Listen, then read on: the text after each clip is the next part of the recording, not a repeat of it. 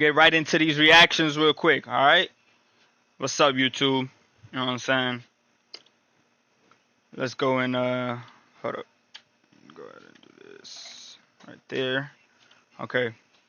Drop a like on Fabrizio, you know, always coming out with the news and shit. Welcome back to the channel. Fabrizio Romano here as always to keep you Let's see posted what on he the got transfer for us market. today. Today, guys, many things to mention, many things to say on Manchester United, but also on more stories from Rodrygo to Barcelona, what happened with Luis Diaz, Nico Williams, and all the rest. And then we have to mention many other stories. Let's jump into Garnacho to Barca? Dumbass. Jonathan David official to Juventus, 5-year contract for the Canadian striker. So the here we go is confirmed for David, who will be a new striker for Igor Tudor at Juventus. Here we go from the night. That hurts me seeing Jonathan David go to Juventus, honestly, because I don't think they have a working project that's gonna be worth it. I think so many other teams that needed a striker could have gone and grabbed him, but Also for Kyle Walker. Kyle Walker is leaving Manchester City and is going to Burnley. A really surprising move for former AC Milan right back who returned from loan, joined Manchester City team again, but he was always leaving, not part of the plans for Pep Guardiola. And Walker goes to Burnley. £5 million potential total package if Walker will play 70% of the games and if Burnley will stay up in Premier League. So agreement done for Kyle Walker to join Burnley. Many movements also around Arsenal with Takehiro Tomiyasu terminating his contract on mutual agreement with the club. Today many rumors on Madueke. Guys, on Madueke you can find my video from yesterday telling you that Arsenal continue talks with the camp of Noni Madueke. Still no bid to Chelsea, but the player is open to the move. That's what I told you yesterday and I can confirm today. On Arsenal, I keep receiving, guys, many questions on the future of Rodrygo, Goes, and Arsenal. What's going on? Guys, I can confirm the appreciation from Arsenal for Rodrygo. That's very clear. Arsenal love Rodrygo. All people at the club, it's Mikel Arteta, it's the management. But at the moment, there is no concrete negotiation, not even a bid, not even a proposal to the player in terms of contract. Why? Because Rodrygo can be very expensive and because the Rodrygo deal is not starting today. Everything for Rodrygo will be decided after the Club World Cup. Real Madrid will speak to Rodrygo's camp in the next days to clarify the situation. Remember that Rodrygo will leave Real Madrid if he's the player deciding to do so. So if Rodrygo will go to Xabi Alonso, to Real Madrid management and say, I want to go, I want to leave, I want to try something different, well, Rodrygo will have his opportunity to leave. Otherwise, Real Madrid are not desperate to sell Rodrygo. That's a very clear message. But at the moment for Arsenal, it will depend on the price, it will depend on the financial package, and at the moment it's still very early. if I'm Madrid, I'm looking to sell Rodrygo, honestly. Just because you know how much money you're going to get from him. This is minimum 100 million. 90 if someone really gets a bargain on him. But it's minimum 100 million that you can get out of Rodrygo going to any club. Any club, unless someone's offering a trade. But even then, you would have to be gaining. As Madrid, you would have to be gaining off of that. So, what privilege so not to be in a rush to sell such a player and he don't even play. What? Oh. What privilege to not be in a rush to sell such a player and he not. Yeah. I mean, I guess, yeah. In a sense. I mean, it's just kind of dumb from y'all to have so many left wingers. I think it's kind of dumb. Like, I get you kind of turned him into a right winger, but now you're in this position where you have a player that he wants to play in his natural position, but you have the two of the best left wingers in the world already playing left wing and striker. Like, you know what I'm saying? So it's like, because they casually have 100 million on the bench. I mean, yeah, but it's just a waste. You're just wasting him. Honestly, like, y'all are known for making good transfers, so I say just get him out. Like, not push him out, but like be like, I'm just like tell him, just be like, honestly, like, you're more than likely not gonna ever play in your normal position. And I get they want to do it after the Club World Cup, but like, bro, hit up Arsenal, be like, hey, y'all want to start negotiating for Rodrygo? Hit up some clubs, bro. Like, I feel like y'all should be looking for his good and for the team's good. I mean, the team doesn't really benefit anything off of it if y'all sell him. Just I mean, it doesn't really change anything. Y'all just get money from it, which obviously it's always going to be a benefit. But like, I mean, in the sense of like, it doesn't change the team necessarily, because y'all more than likely y'all aren't going and buying someone else. But y'all aren't doing that though. Like let's be real. I don't think y'all want to go out and buy another player, unless y'all are looking for depth. But I mean, it looks like y'all have enough depth so far with everybody that's gonna be eventually coming back. You know what I mean? Then again, y'all are offloading. Like I mean, Luca's leaving, Vasquez is leaving. Who else is leaving? Rodrygo most likely, because I don't think he stays. I don't think he makes. They're not 100% sold on left back. Who would y'all go get though? Kirkes is gone. Alfonso Davies is injured, but he's never leaving Bayern. He already re-signed. Um, y'all could go and get Grimaldo, but I don't know if he would want to go to Madrid. I don't know. I don't know his thing. Oh yeah, Carreras is still in talk from Benfica. I mean, y'all probably get him, but I mean that's something y'all are already doing. See, like that's what I mean. Like it's not something that y'all are missing. Y'all are already like going for Carreras. Like he's more than likely going to sign to Madrid. Like I don't think he doesn't sign for next season too, though. That's what I'm saying. I don't think like getting the 100 mil would make a difference for this season. Y'all would probably just wait, keep it, and then just use it next season. You know what I mean? Um, what else? I think y'all should sell him though. Like I feel like everybody would benefit from it. Another center back because they want to get rid of Alaba and Militao. Hmm. I mean, but then again, I don't like I said, I don't think like these are all problems y'all have, but I don't think y'all capitalize on any of them until next season. Like I don't think Alaba and Militao are gonna get pushed out until next season because y'all need the depth. Even though they're not the greatest, you still need someone behind just in case. Because y'all not gonna go and get Saliba. Saliba's not leaving Arsenal this season for sure. For sure, he's not leaving this season. If y'all get him, y'all getting him in like 2 years. I think Konate comes.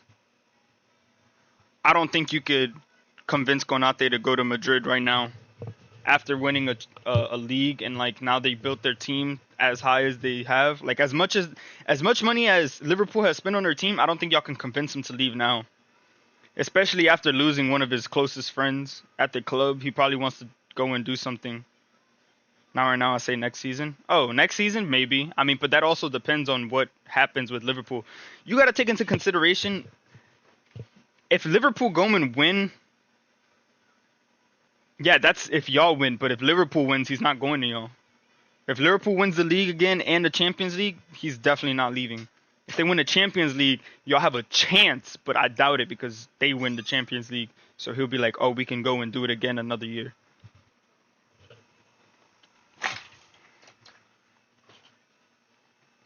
So I feel like that it's kind of difficult. There's a couple center backs I could go for, but I mean, Liverpool not winning, they gotta fix the striker situation. I mean, according to them, they could run Luis Diaz up there, and then after the tragic, you know what I'm saying, situation, it's like they're really low on that position, which sucks, but it's kind of, what it's the reality of it all. Stages, interest, appreciation for sure for a fantastic player like Rodrygo, but at the moment nothing else to add in that case. Today was a very busy day, guys, for Barcelona. In the past video here on the channel, you can find all the details of the Nico Williams saga. He don't go to Liverpool. There's no reason they need him. They have Gakpo and Diaz. To them, those are like perfect. With Athletic Bilbao, so you can find every single detail of the story in the other video. But remember, the deal is off, and Nico and Barcelona is not gonna happen. For Barcelona, I wanted to confirm once again, guys, because I released the video today, but then the news was everywhere in the hours after that. That Barcelona want to try again for Luis Diaz. So Barcelona will make an attempt for Luis Diaz. Barcelona want to go strong, want to try, want to make new approach for Liverpool. Fucking God, I hate Barca, It's bro. not going to be an easy Fuck! one because Liverpool already closed the doors. Why is Deco so fucking stupid? To Barcelona a few weeks ago. So Liverpool were not that keen on selling Luis Diaz. Now, of course, Barcelona want to try, and so we register this interest from Barca, this intention from Barca. Fuck you, Deco. Fuck you. Again, nothing else in terms of negotiations. Also because Barcelona have just received the message of Nico Williams' deal collapsing today, so it will take some time before they will reactivate the other options. Among these options, there is also Marcus Rashford. Marcus Rashford would be very keen on a move to Barcelona. Marcus Rashford is very open to that opportunity. I'll take anybody over fucking Diaz, bro. I swear to you. Love Barca move, and he's basically waiting for Barca move because he has many opportunities. Today, for Man United, guys, there is something really important to clarify. It's an important day because Mateus Cunha takes the number 10 as new Manchester United player. I can't. The number 10 was the shirt number of Marcus Rashford. So Rashford is losing the number 10. He was informed 24 hours before about that, his agents, of course. But let me say, that is not just Marcus Rashford's desire to leave Manchester United. All of this also starts from Manchester United's desire to part ways from Marcus Rashford since January and continuing this summer. So it's not only Rashford who wants to leave United, but there is also United who are pushing the opportunity to sell Marcus Rashford or to find a solution for him this summer. When I say Mark United, my it's words, the management, if y'all it's the get coach, Diaz, it'll be another all parties Coutinho. are going to the same Probably. direction for Marcus That's why I don't Rashford want to him. leave. The update of the day about that is that Rashford will not show up for training immediately, but Man United will give him some time to find a solution on the market, and so let's see what happens there. But for sure, the Rashford situation is open again on the market with the player not being part of Manchester United project, and that's very clear. Similar situation to Alejandro Garnacho. I told you 2 weeks ago, it's over between Garnacho and Man United. Garnacho will go, Garnacho will leave, Garnacho wants to go, and Man United want him to go. So they decided to part ways. I can confirm my information on Alejandro Garnacho. So what I said is now confirmed. Garnacho will not show up for training immediately. Garnacho can stay away from Carrington for the upcoming weeks to find a solution on the market. Let me mention once again, think he goes to as I already Villa? told you, that the priority of Alejandro Garnacho is to stay in Premier League. He would love to continue in Premier League. So let's see what happens there, because Alejandro Garnacho would be very happy to stay in England. There was some interest from Bayer Leverkusen, some interest from Italian clubs too, but Garnacho is basically waiting and giving priority to English clubs. For That boy Garnacho does not want to go back to Ten Hag, bro. sure, it's over between him and Man United. So Rashford, so Alejandro Garnacho, Anthony also out of the trainings for Manchester United because they want to part ways. I don't blame him. And Man United, Betis want to keep Anthony, but the salary remains the issue. So let's see how they can find a solution. Jadon Sancho also not part of training sessions at Manchester United. It's over also for him. We know there were links with Fenerbahce. Fenerbahce are not in active talks for Jadon Sancho. From what I'm hearing, there is interest from Juventus who keep calling Manchester United, but the salary of Jadon Sancho, a huge salary, is still the stumbling block for this negotiation between Juve and Man United for Jadon Sancho. Literally, so bro, Anthony was so much bread for nothing. For sure. And then The problem with Anthony was that Ten Hag literally rated him way too highly. Like, Ten Hag made his price... Like, Ten Hag made him seem like he was this fucking revolutionary winger that was going to change the fucking game for United, and then they got him and he just was underwhelming like hell. But when he went to Betis, he showed his class. He showed it wasn't him, it was United. It was the people around him, you know what I'm saying? Rashford, same thing. People are calling Rashford trash. People are calling Rashford finished. People think that, like, if Barca go and get him, it's not a good signing. But I think Rashford is a way better signing than going and get Luis Diaz for way more money. Because Rashford, what are they selling him for? They're selling him for like 60 million at most. 40 million, I think it is. I think it's 40 million. Yeah, I think they put his... I think Marcus Rashford's price is at 40 million. But his thing is his wages. Now... Barca is just acting like fucking clueless. Fucking Deco's like, no, I want a Spanish winger. I want a Spanish winger. Stop being a fucking dickhead and go get Rashford, my nigga. Rashford is begging, bro. He's fiending to come play with Yamal. He's fiending to come play for Barca. He loves Barca. He spent basically his whole fucking summer training in Spain. Bro, why are we not going to get Rashford? Why is he so obsessed with Luis Diaz? Fuck that Colombian. Fuck him, bro. Leave that nigga in the Prem. Liverpool said, we don't want to sell him. Leave the nigga alone. Why do you want to try again, bro? You're forcing something, bro. It's so stupid. You want another fucking Coutinho situation so Deco could look like a fucking idiot, bro. It pisses me off. Barca going for players that don't want to leave their team. That's what I'm saying, bro. Like, what the fuck, son? Barca's, they acting like some big-ass shark, my nigga. Like, no, we do not have the money to go and spend 80, 90 million on a winger that not only is inconsistent, but he does not want to leave his team. He doesn't want to leave Liverpool. Liverpool don't want to give him up. He's way too expensive, and he's way too inconsistent for us to go and get him. Especially if you were looking to get a through-and-through starter that we want to replace Rafinha on the left so Rafinha can move in. They want to show they have money. Exactly. We want to make this big staple signing. Bro, we don't need that. We're known for our academy players. We're not known for spending hundreds of millions of fucking dollars. Every time, we're known for spending 100 million plus for it to fucking flop. For us to lose money on these fucking transfers, bro. Like, we bought Coutinho for over 100 million. What happened? He fucking fell off. Pointless. Shit player, bro. Shit player at Barca. We spent, I think, almost, if not more than 100 million for Dembele, who wasn't proven. He was literally on the come up 1 year at Dortmund, left Dortmund and came to play for us because he wanted to. Club of his dreams. I get it. On Dembele's side, it made sense. For us, it made no fucking sense getting someone that was on the come up, bro. He was too young.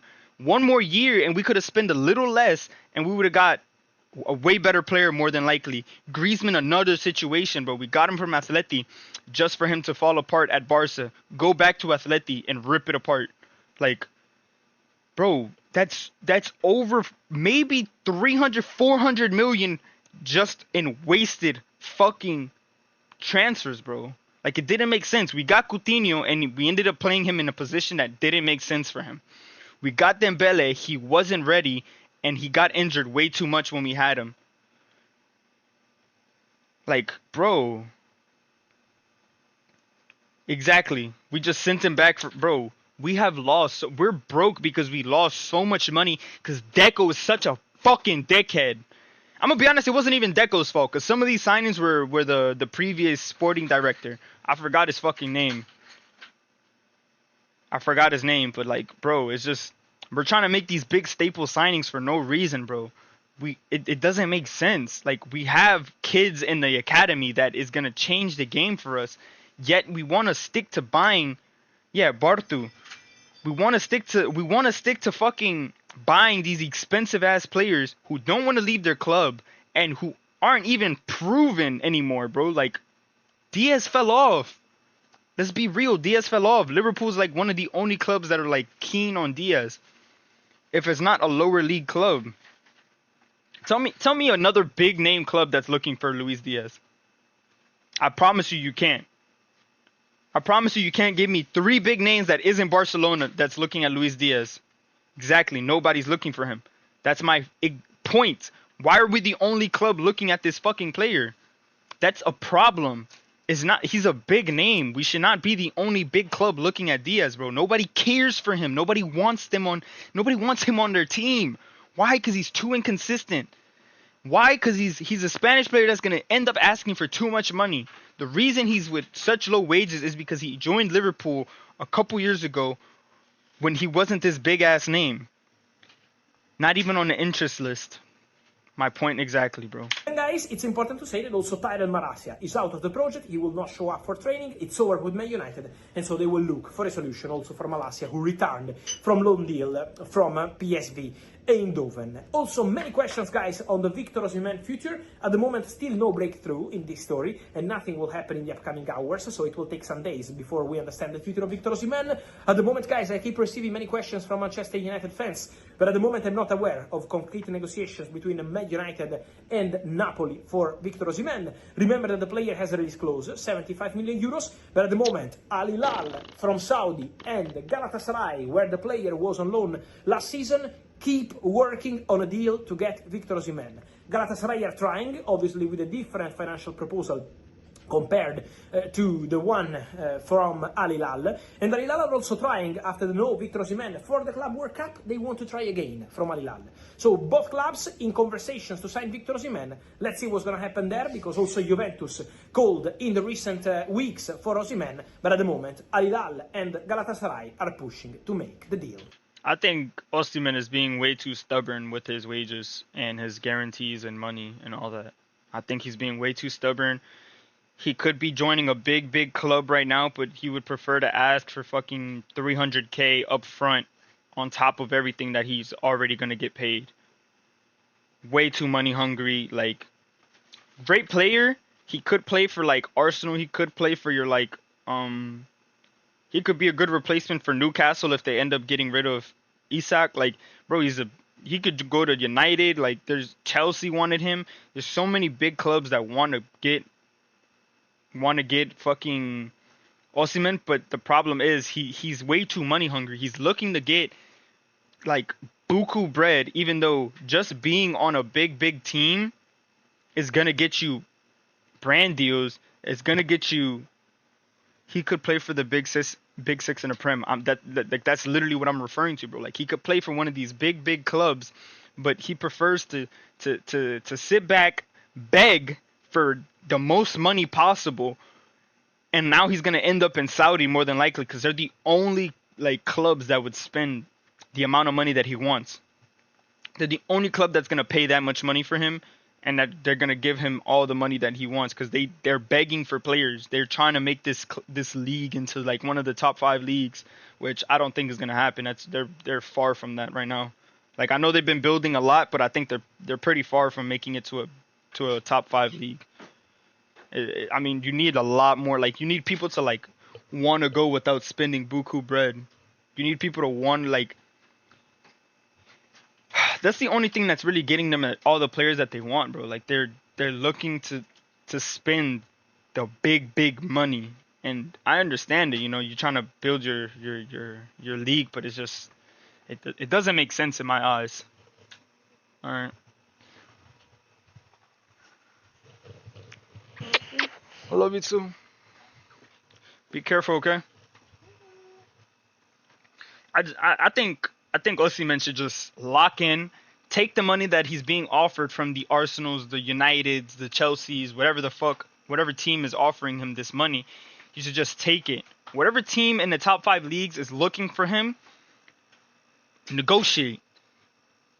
Like, get a deal where you get your money later on, or another year or something. Like, you gotta build something with a team. They're not gonna just give you this fucking buku money. Like, you're not proven anywhere but fucking Napoli, bro. You went to Galatasaray and did what?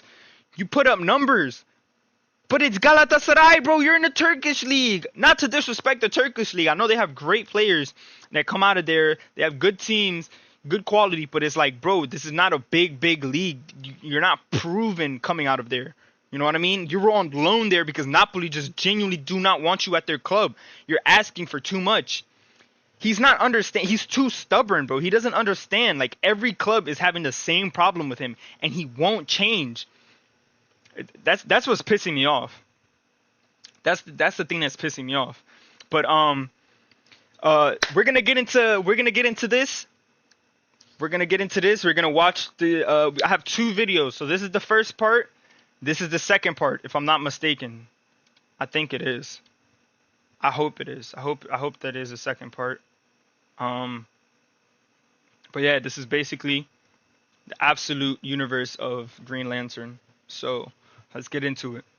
What's going on, guys? This is Rob, and we are finally here with Absolute Green Lantern and the origin. So, we're going to do this a little out of order from the way the comics did it, but this initially opens up 5 days before the events that we'll talk about here in a minute. And you initially pick up on a coffee shop with Hal Jordan and John Stewart and Sojourner Mullane, also known as Joe Mullane. Now, Joe Mullane... Where do y'all rate Green Lantern as a hero, like, in y'all's eyes, for DC? Because I know... DC, Marvel, 2 different rankings, of course, the amount of heroes they have and shit. Where do y'all rank Green Lantern as a hero? Me personally, I don't know, because I'm just, like, when it comes to DC, like for me, it's the Batman universe. Like that's my favorite. Like I can't put anything higher than that just for the darkness that it comes. Before rated him high as fuck, but DC died down. True, DC Bane did is die actually a down a lot. relatively new Green Lantern in DC Comics. When I say How's the relatively new, audio chat? Y'all let me know. How's the audio? Is the video too loud? Am I too loud? Am I too low compared to the video? I mean, she was introduced in 2020, but when you talk about, when Hal Jordan was introduced, Guy Gardner, Kyle Rayner, John Stewart, she hasn't been around nearly as long. She's kind of a Green Lantern without a home, if I'm being honest, in the sense that she doesn't really protect Earth in the same way that John, Kyle, Hal, and Guy Gardner do. That she actually protects a place called the Far Sector. It's just one of these situations where, because Earth already has so many Green Lanterns, none of which are unpopular enough for DC to kill, they're trying to figure out ways to make her character interesting and to keep her relevant. True. And DC hasn't quite figured it out yet. The Far Sector storyline is cool, but it's just one of these things where she's just kind of a lantern over there. So to see her here is pretty dope. John Stewart's also the guy who was the former Marine and became an architect. Hal Jordan is a little bit different. Hal Jordan is not the test pilot that you guys are familiar with. In fact, he's actually a collectibles dealer, which is pretty interesting, right? A pretty cool shift with his character. The problem with this is that as they're talking, and you get a little bit of backstory in the sense that Shadurner had at one point served alongside Guy Gardner in the police force here in this town, and then ultimately left and just hasn't quite decided to come back yet. There's some like bikers riding through the town. And then suddenly one of them crashes into like just this giant green wall. And that what ends up happening is when the rest of them get out there, they almost see this gigantic green dome that hovers around everything. And this is where stuff gets a little bonkers. Now, one of the things to understand here is that while Hal Jordan is not playing the traditional role of a test pilot, as we're used to, a lot of his character elements remain the same, right? He's like the first one out there saying like, these guys need help, somebody call an ambulance. So he doesn't really hold back and say, well, we should wait. He's not really like a coward or anything like that, right? He's still very much the guy who jumps out into the heat of battle if it's necessary here. And when he gets up there, he says like, it's like there's some kind of a wall that it gives, but it's like a force field in a movie. Now he's initially told by Joe, like, stop touching this, right? And she says like, that green glow could be radiation for all we know. But the response of Hal is that biker must have hit this thing at 100 miles an hour. He wasn't wearing a helmet, and his head, there's nothing left of it. And that's where they're kind of looking around, and Joe's like, I think it's curved. Right? So they're kind of figuring out the nature of this as things go on. And in fact, this other guy's biker friends, they show up here and then they leave. They just turn around and ride away. And they're kind of trying to figure out why. Right? It's like they didn't even see that their buddy was dead on the road. And that's where Joe Mullane is like, it's like they don't see anything strange at all. What in the world is going on here? But then Joe looks up and she sees what looks to be the Green Lantern symbol in the sky. And then Abin Sur shows up. Now, this is a huge deviation from Abin Sur as he's traditionally depicted. What the fuck is that? That nigga look like a smooth ass nutsack. I know he all buff and shit, but like, it's a buff-ass nutsack. Both physically within DC Comics as far as his appearance goes, as well as the role he plays. In the traditional Green Lantern mythos, which something to understand is that when Jeff Johns came along and did like Green Lantern Rebirth, he kept the original Hal Jordan story intact, right? So Hal Jordan, the way he was introduced in the old DC... That's Cell. You think so, son? They took the idea from Cell? From Dragon Ball? Showcase comics, as well as how he was getting his story done in Green Lantern Secret Origin by Jeff Johns. By and large, it's all still pretty much the same, right? Like 80 to 90% of the original material is carried on. And so the way the original story played out was that Abin Sur had just kind of crash landed on Earth, and that initially Guy Gardner was supposed to be the first Green Lantern, but the ring chose Hal Jordan instead. And so Hal Jordan just kind of goes on to become a superhero after getting the ring, learning what it's capable of, that sort of thing. That's not how it plays out here. That instead, what ends up happening is Abin Sur addresses the crowd and he says, I am the Abin Sur. Have understanding that I come to you from the Green Lantern. I exist at the green level of light. Be without fear. Now, Holy. initially, everybody's kind of freaked out about this, as you could probably expect, right? A giant green dome just erects over a city. An alien who looks pretty funky comes down and starts talking about being without fear. Most people are going to freak out, if for no other reason than the fact that, like, we as humans don't know how to function if we don't have total control of a situation, or at least some understanding. Now, Guy Gardner, as he's presented here as basically the sheriff of the town, is not really the Guy Gardner that we're familiar with from DC Comics, from the main DC universe. Guy Gardner in the main DC universe is kind of a dick, but we love him for it. He's that one guy in the friend group that, like, you know is going to be rude to pretty much everybody, but you can't just really bring yourself to get rid of him because you love him too much, right? The lovable jerk, essentially, in DC. This guy's very different, right? He's not nearly as hardcore. Instead, he's kind of what you would expect from a small town sheriff who's met by a situation that he can't really begin to understand. And that's why he says, like, I'm the sheriff, it makes me the authority here, the law, right? You understand what laws are. And that's when Abensur is like, I have understanding. Judgment will now commence. And at that point, he sticks a hand out, and it becomes a kind of standoff. And no one in the town knows how to respond, right? Like Abensur says, judgment is in progress. Guy Gardner, you are not an entity who currently exists in the emotional spectrum of light. Be without fear. And he says, be entirely without fear. And so where this whole kind of situation is going down, you have Joe and you have Jon Stewart, and they're kind of trying to talk the situation down to a degree. And so when Joe addresses the group, she makes a really interesting case here. Right, where Guy Gardner says, like, we don't know what this thing's capable of. The response of Joe is like, I mean, we can make a guess, right, from the spaceship and the bubble that's over our entire town. And initially, Guy doesn't realize it's a whole bubble. He's kind of so caught up in the heat of the moment that he's not really looking around at everything else that's going on. And that's where Jon Stewart says that force field overhead extends to the town's limits.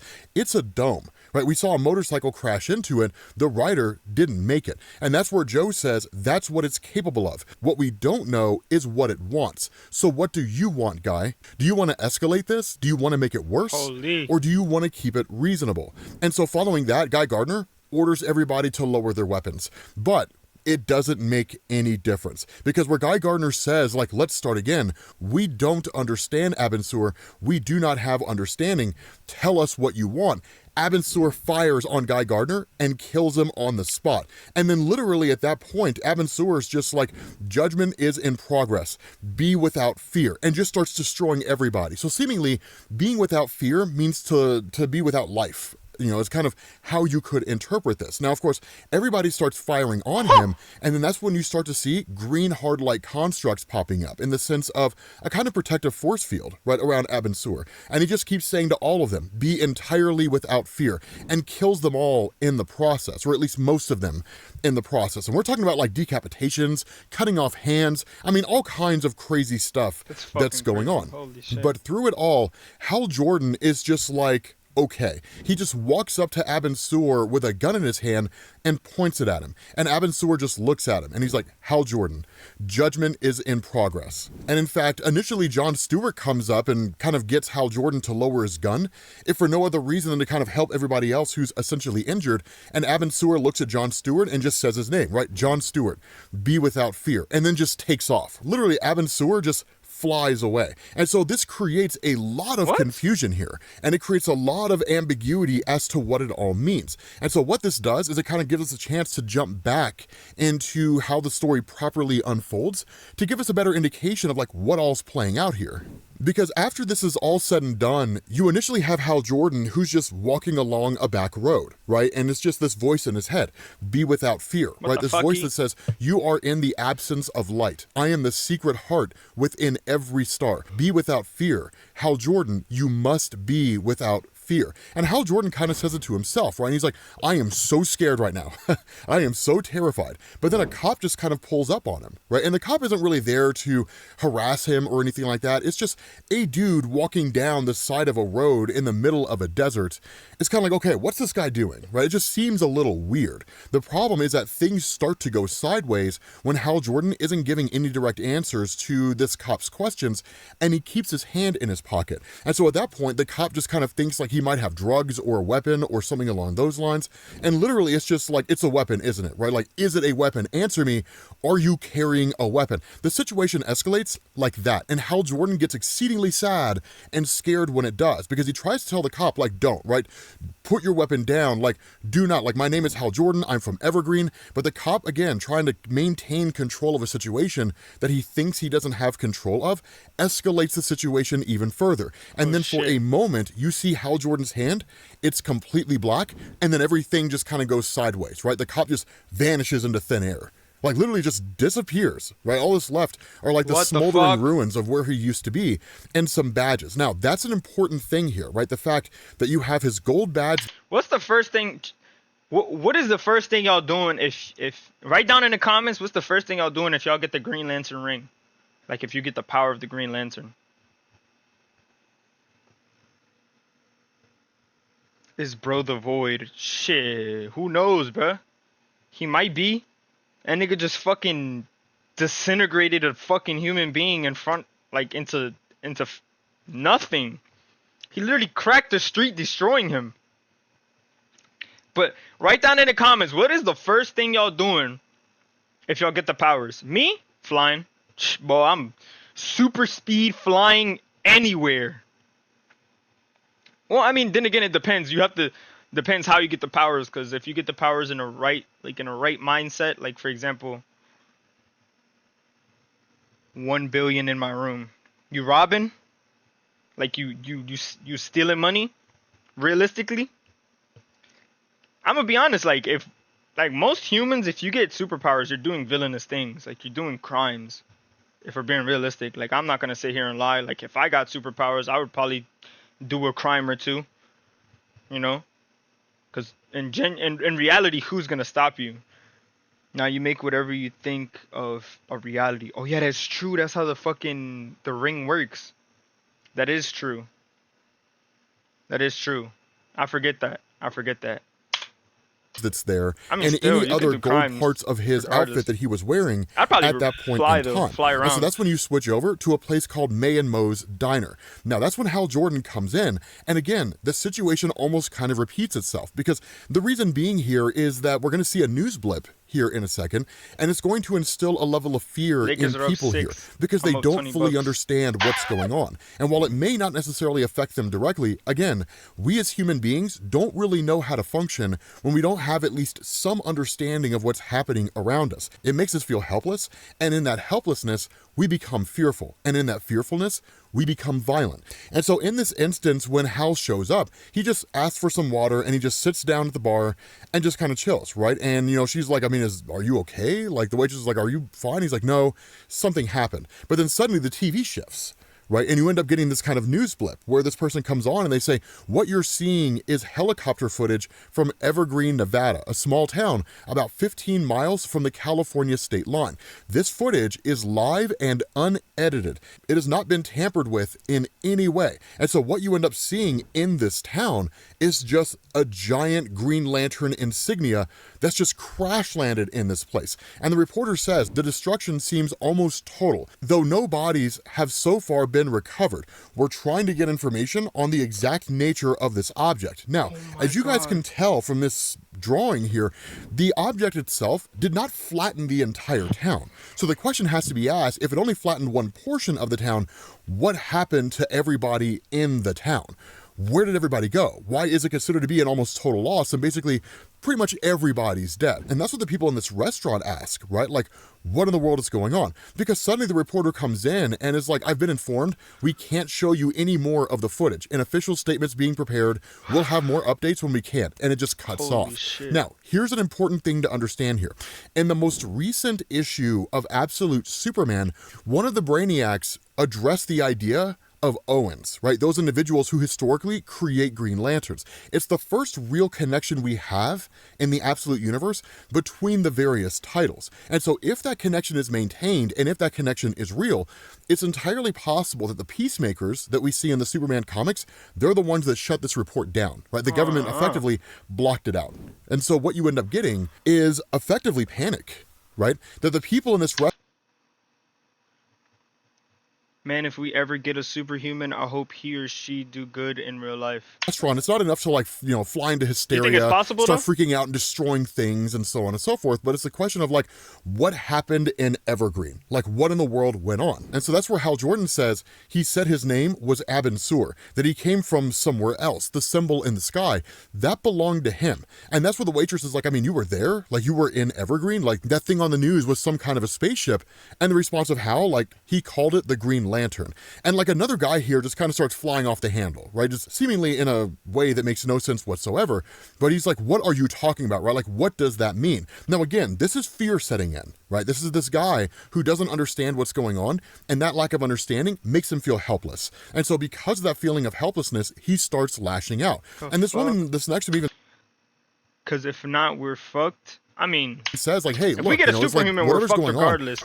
We're fucked regardless. The worlds are gonna, like, let's say hypothetically speaking, I mean, shit, the fucking world is already falling apart, chat. Let's be real. But whatever country the superhuman comes out of is gonna end the world regardless. It doesn't matter what country it's from. Every country in the world is going to be looking to try to capture that person and make them their own, or test on them to try to make more. So I think regardless, the world would be fucked if we actually did get a superhuman of some sort. It's not his fault. But the response of Hal is, yes, it is, right? Like, I made a mistake. I wanted to be a hero. And Abin Sur, he did something to me, gave me something. He gave me a weapon. Now, that's the wrong thing to say when you're standing in a diner and all these people are just fearful, right? These little small town diners, yeah, I mean, they all carry guns in case some drifter comes walking in trying to rob the joint or do harm to people. And no one's going to feel bad, right? They're going to kill this guy, bury him out back, and you'll never see or hear from him again. And so this kind of situation is what Hal's wandered into. And that's why the waitress is like, I mean, are you talking about like a gun? And she doesn't say, she's like, there's a gun under the counter, but like she doesn't tell him that. And Hal's just like, no, it's worse, much worse than that. And she just says, drink your water. And this other guy is like, what's in your pocket, son? And it's the exact same scenario with the cop unfolding again. And even Hal says that. On the highway, there was a cop. He asked the same question. And he's like, I should really go right now. And again, this guy's like, what happened to the cop? What did you do? And then immediately goes to attack Hal. Again, trying to have some control over the situation. He pulls Hal's hand out of his pocket, and it's revealed to basically be the Black Hand. The hand, in turn, levitates this guy into the air and kills him on the spot. And much like what you saw with the police officer, that gold piece comes crashing down onto the ground. And that's where Hal says, it's the hand, right? I'm holding it back. It takes all I have to hold it back, keep it away from people, but I cannot control it. It responds to danger. And that's where the waitress fires on him. And then in turn, Hal Jordan momentarily loses control, and the waitress gets everybody in the restaurant killed. And so that's why you have Hal Jordan, who's just stupid fucking kind of sitting there. And then suddenly what ends up happening is that this Black Hand starts to heal him. Right? It restores him of his injuries. Now, there is a bit to explain here when it comes to the Black Hand, because this is not a new concept in DC. The Black Hand's been around for quite some time, and in fact, the Black Hand was at one point a villain. I'm not aware if he still exists in DC Comics anymore, but that guy was an instrumental part of Blackest Night in DC, which is to say, Black Hand became the first Black Lantern, right? The Lantern Corps that is essentially a Lantern Corps composed of the undead, zombies, right? And that the Black Lantern rings would attach to individuals who were dead, but the only way to charge the ring was to kill living beings. And that in turn would bring the rings up to full power, which made them astronomically powerful. The whole idea of Blackest Night was that it was the Black Lantern Corps essentially taking over. And it wasn't until the White Lantern started to emerge going towards the end of Blackest Night and going into Brightest Day that you actually saw the Black Lantern Corps defeated. But one of the other things to kind of discuss here is the nature of the emotional spectrum. And that's what makes this so wonky, is because when Abin Sur is talking about things like, I am on the green level, for those of you guys who are unfamiliar with the Green Lantern mythos, the emotional spectrum is almost like the Force from Star Wars. But instead of there simply just being the light side and the dark side of the Force, that the Force is composed of emotional states. So Sith, for example, Darth Vader and Emperor Palpatine, Palpatine, we could say, for example, they derive their power from like fear. I mean, as Sith, they derive their power from like just heightened levels of emotion, right? You know, from fear and rage and what we would consider to be the more reckless emotions, more passionate emotions. But kind of keeping this simple, they would derive their power from fear. So they would be, for example, like yellow lanterns. And then you could say that because the Jedi are more emotionally stable, right? And because they are people who fight on behalf of good and they're constantly keeping their emotions in check, it takes a lot of willpower. So they would likely be green lanterns, potentially blue lanterns, depending on, you know, what kind of hope they imbue. But again, the role here and the bigger point that I'm making is that different lantern cores tap into different parts of the emotional spectrum. And there's benefits and drawbacks to all of them. But the bigger thing here is we don't know if that emotional spectrum is being rolled over here in the same way, or if there's something much larger going on. What you're not seeing here are traditional lantern rings. What you are seeing play out here is that instead of a ring of power being given to a person who can use that ring of power for their own ends, that instead the very powers these people wield seem to tie more into their personalities and their emotional states than anything else. And so instead of the situation where a person is given a power ring and they draw on the ring's power to achieve any particular goal, instead the power that they're given is more of a reflection of them. And how they use that power and how that power manifests is a direct reflection of who they are on a personal level. Do you think it's possible? So again, do y'all think it's possible that within the next 200 years, the world will have a superhuman? and it's very ambiguous here. There's a lot of questions that are not being answered. But the other part of this is that as Hal Jordan stands in this diner, Sojourner pops up, right? Jo Mullane shows up here, and she looks like a Green Lantern. And that's where you get a conversation between the two of them, right? She asks the question, like, what happened to you? Right? Like, what went on here? Like, the last I saw, the last that I remember, you had a gun in your hands and you were pointing it at Abin Sur. And now you're here with, like, this glowing black hand and all these people are dead. So what in the heck happened? She's like, because it'll all be robots.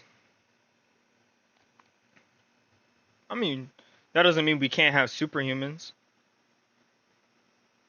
You know what I mean? That's what I'm saying within the next 200 years. I mean, there's going to be a point where, yeah, it's going to be a lot of robots, but, like, I feel like the humans that do survive, there's something different about them, like either sheer willpower or superhuman ability that is a possibility, because nothing's impossible in this world. But also, I do think,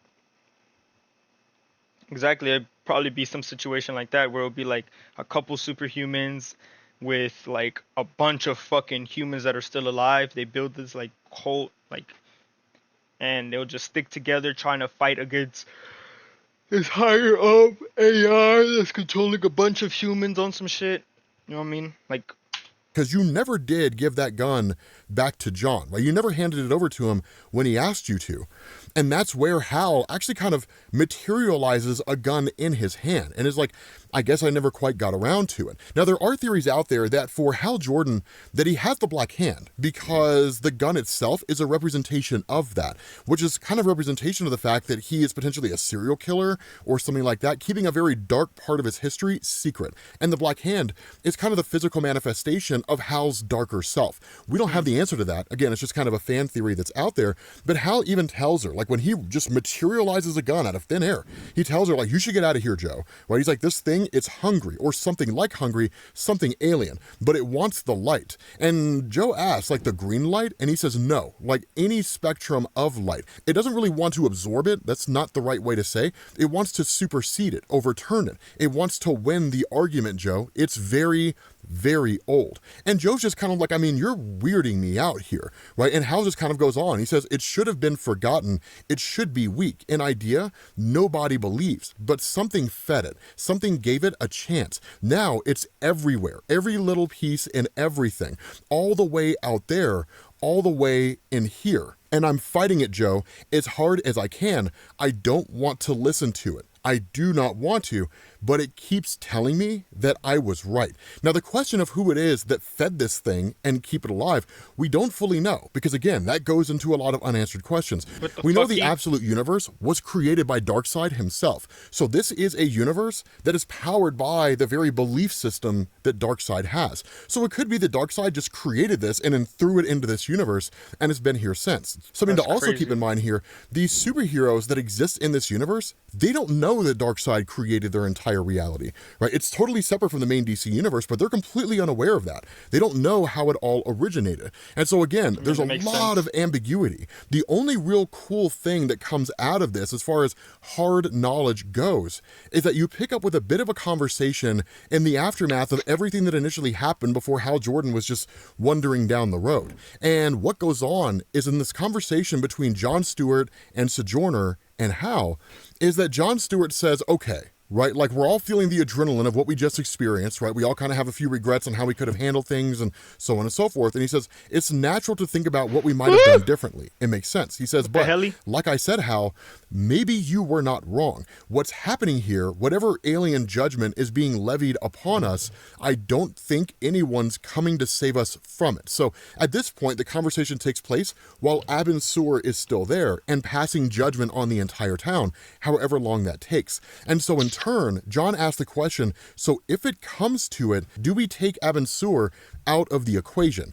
And if we do, I think I know how we can do that. And he holds up this gold ring. And what he realizes, and what he's effectively telling them, is that the powers of Abin Sur, and seemingly the powers of the green light, do not affect the color yellow. Now, that is a major part of the Green Lantern mythos. And a lot of people have kind of expressed confusion as to why, right, given the various histories of Green Lantern and whatnot. The long and short of this explanation is that long before Jeff Johns showed up and took over the Green Lantern mythos, that yes, you had the color yellow, which was the weakness of Green Lanterns, and that was it. Jeff Johns largely considered that to be just a silly weakness if there was no real reason behind it. And so he started introducing the idea of entities that occupy and represent the emotional spectrum, the entity of fear, the entity of willpower, the entity of hope, so on and so forth. The entity of fear specifically is Parallax. And while the original Emerald Twilight storyline, when Hal Jordan declared himself Parallax and wiped everything out of existence, while that story at the time that it was written in the early 1990s was just Hal Jordan adopting the name and nothing more, Jeff Johns came back and actually established that at one point in time, the Parallax fear entity was locked inside the central power battery of the Green Lantern Corps, which is where the Lantern Corps derives their powers.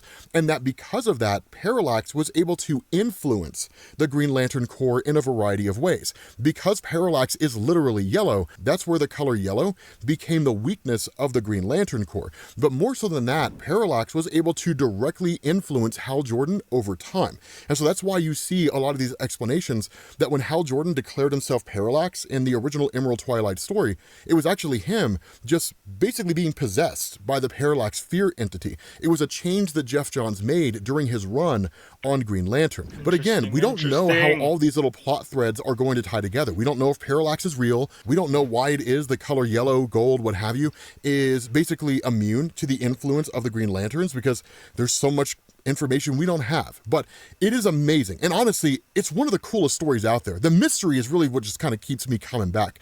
But let me know what you guys think down in the comment section. That was a W video, I'm not gonna lie, and drop a like on that. Make sure to go tune in with Comics Explained. He be making a bunch of different videos on different like comics and heroes and shit like that, villains, all types of stuff. I'll make sure to tune in with that. Get y'all's hands on that. But I appreciate y'all for showing up. Make sure to like, comment, subscribe, turn on the notifications so you know when I drop another video. We're gonna be dropping buku. This is just off the streams, just YXNIER live, you know what I'm saying, on YouTube. For anybody that's in the stream right now, shout out to the motherfuckers in the stream. But y'all see the Twitch right here. Y'all see the TikTok right there. Y'all make sure to go follow, turn on notifications over there. I appreciate y'all for showing up. Appreciate y'all for watching the video. Thank y'all. Y'all have a good one. I'm gonna see y'all. Peace.